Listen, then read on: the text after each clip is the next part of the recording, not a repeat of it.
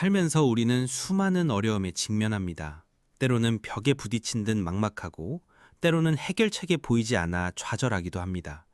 이때 우리는 흔히 극복이라는 단어를 떠올립니다.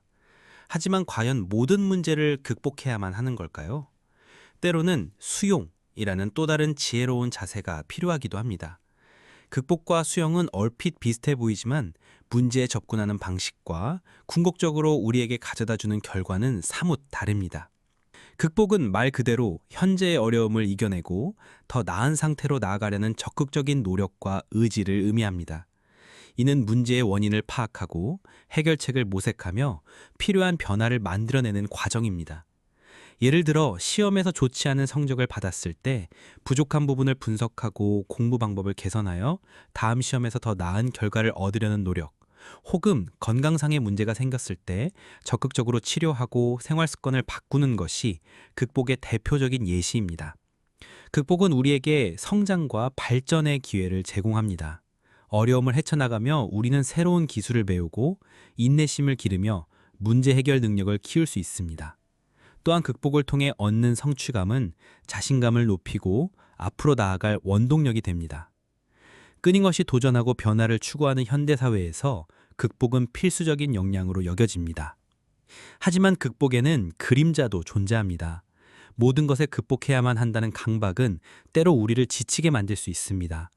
특히 우리 힘으로 통제할 수 없는 문제에 대해서도 무조건 극복해야 한다는 생각은 불필요한 좌절감과 무력감을 안겨줄 수 있습니다. 또한 실패에 대한 두려움 때문에 새로운 도전을 주저하게 만들 수도 있습니다. 이에 반해 수용이란 현재 상황을 있는 그대로 받아들이는 자세를 의미합니다. 이는 포기나 체념과는 다릅니다. 수용은 문제나 고통을 인정하고 그것이 존재함을 인식하는 용기 있는 행위입니다. 예를 들어 사랑하는 사람과의 이별, 예상치 못한 질병, 혹은 돌이킬 수 없는 과거의 실수와 같이 우리의 힘으로 바꿀 수 없는 상황에 직면했을 때 이를 인정하고 받아들이는 것이 수용입니다. 수용은 우리에게 내면의 평화와 자유를 가져다 줍니다. 바꾸려 해도 바꿀 수 없는 것에 대해 저항하고 싸우려 할 때 우리는 불필요한 에너지를 소모하고 고통에 더욱 깊이 빠져들게 됩니다.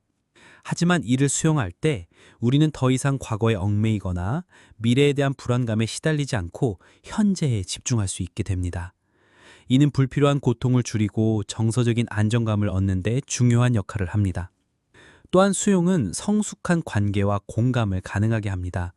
우리는 타인의 부족함이나 한계를 수용할 때 더욱 깊은 이해와 공감을 나눌 수 있습니다.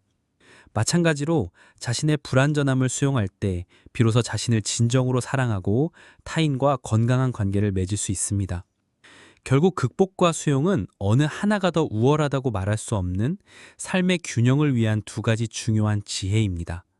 어떤 상황에서는 적극적인 극복의 자세가 필요하고 또 다른 상황에서는 겸허한 수용의 태도가 요구됩니다. 중요한 것은 이 두 가지를 적절히 사용하는 지혜로운 분별력입니다. 우리가 극복해야 할 것들은 변화시킬 수 있는 것들, 즉 개선의 여지가 있는 습관, 노력하면 나아질 수 있는 능력, 해결책이 존재하는 문제 등은 적극적으로 극복의 노력을 기울여야 합니다. 또한 새로운 목표 설정, 미지의 영역에 대한 도전, 불편함을 감수하고 배우는 과정은 극복을 통해 더 큰 성장을 이룰 수 있습니다. 반면에 수용해야 할 것들은 변화시킬 수 없는 것들, 즉 과거의 사건, 타인의 생각이나 감정, 불가피한 상실, 타고난 특성 등은 우리의 통제 밖에 있는 것들입니다. 이러한 것들을 바꾸려 애쓰기보다는 받아들이는 것이 정신건강에 이롭습니다. 또한 피할 수 없는 고통이나 상실감은 이를 인정하고 받아들임으로써 치유의 과정을 시작할 수 있습니다. 감정을 억누르기보다는 자연스럽게 경험하는 것이 중요합니다.